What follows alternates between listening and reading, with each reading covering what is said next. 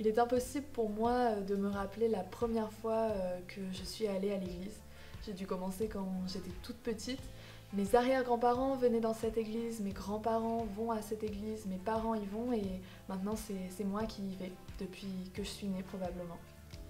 Je me suis convertie à l'âge de 8 ans, j'étais assise à cette place précisément et c'est ici dans cette église que j'ai donné ma vie à Jésus. J'ai toujours cru en Dieu, j'ai toujours su qu'il existait et j'ai toujours eu à cœur de le suivre.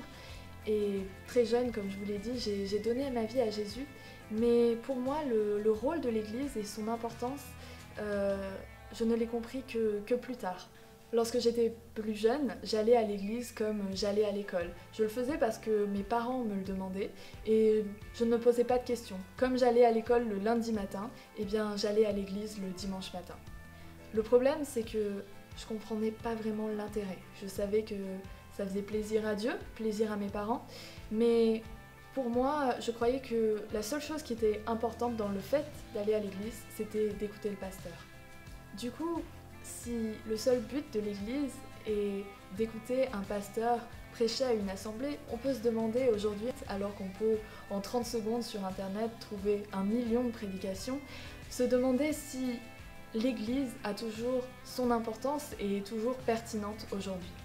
Plus tard, lorsque j'ai grandi, j'ai compris quel rôle avait l'église et pourquoi est-ce que Dieu l'avait inclus à son plan. Je crois vraiment que ça fait partie du plan de Dieu que les chrétiens nous allions à l'église. Je vais vous lire un passage dans la Bible qui exprime cela. Donc c'est dans Éphésiens 3, les versets 10 à 11. Ainsi, les dominations et les autorités dans les lieux célestes connaissent maintenant par le moyen de l'Église la sagesse infiniment variée de Dieu conformément au plan éternel qu'il a accompli en Jésus-Christ notre Seigneur. Donc comme on peut le voir dans ce verset, Dieu a prévu que l'Église fasse partie de son plan pour se faire connaître et qu'il soit glorifié.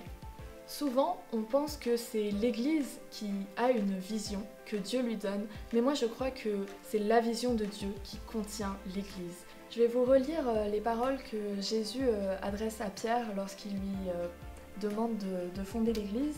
Donc je vais vous lire Matthieu au chapitre 16, le verset 18.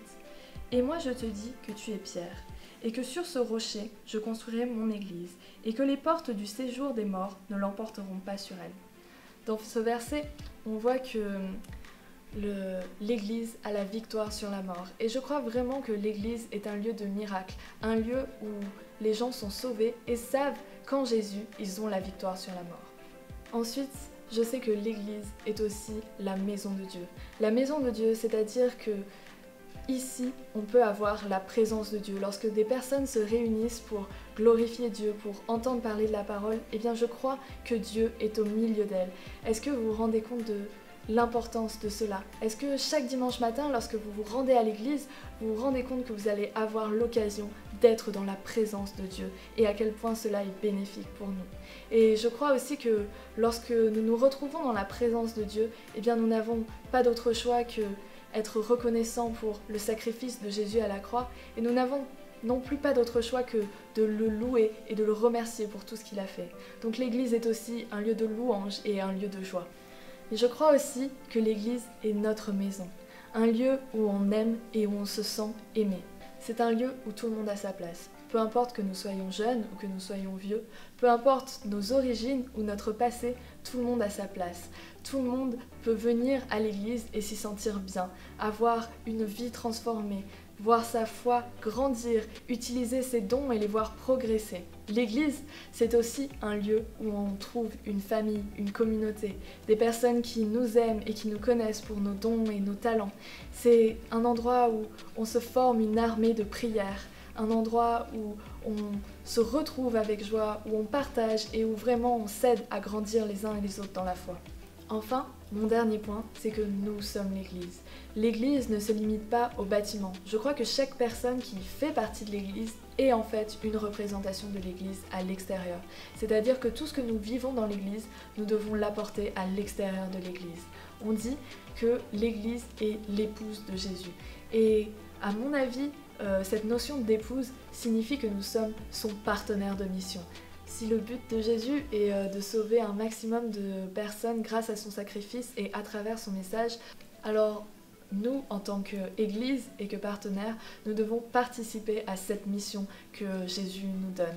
C'est donc à nous, en tant qu'Église, de répandre autour de nous l'amour de Dieu, de sortir de nos églises et de vraiment porter cet amour, d'inviter les gens dans notre Église pour qu'eux aussi, ils puissent découvrir tout ce que nous vivons aussi, pour qu'eux aussi, ils puissent être sauvés et qu'ils grandissent avec Dieu.